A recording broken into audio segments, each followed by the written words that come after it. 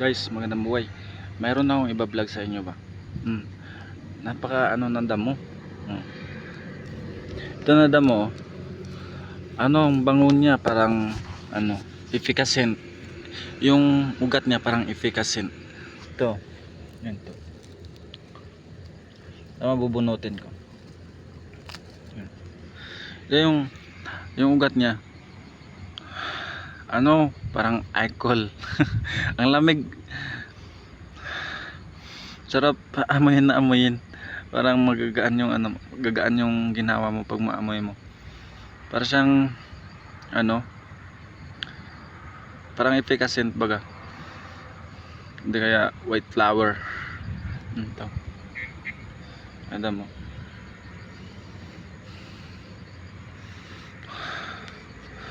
Parang nakakawala ng bara ng ilong. Marami yan dito. Ayan. Ito na damo. Ayan. Ito. Bunutin. Tigas. Yan. Yung ugat niya. Amoy talaga efficacent. I-try nyo guys, makakita kayo ng ganitong damo. Amoyin yung ugat. Para masabi nyo na totoo yung sinasabi ko. Dami rin nagsabi na gamot raw ito. Marami raw itong benefit na damo. Ito. Ganda talaga sa pakiramdam pag amoyan mo yung ugat niya. Okay, wait more. Guys, konting kaalaman. Sir, sige wait sir. May nagradyo na sa akin. Sige. Andun sa taas. Ikuha yung tulay pabalik.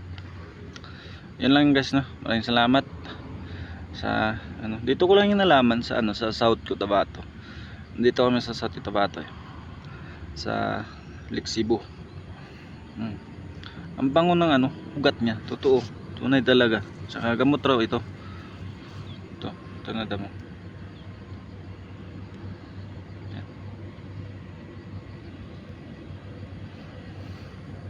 Sarap amoy-amoyin. Guys, shout out sa mga nanonood, saka sa nag-like and share.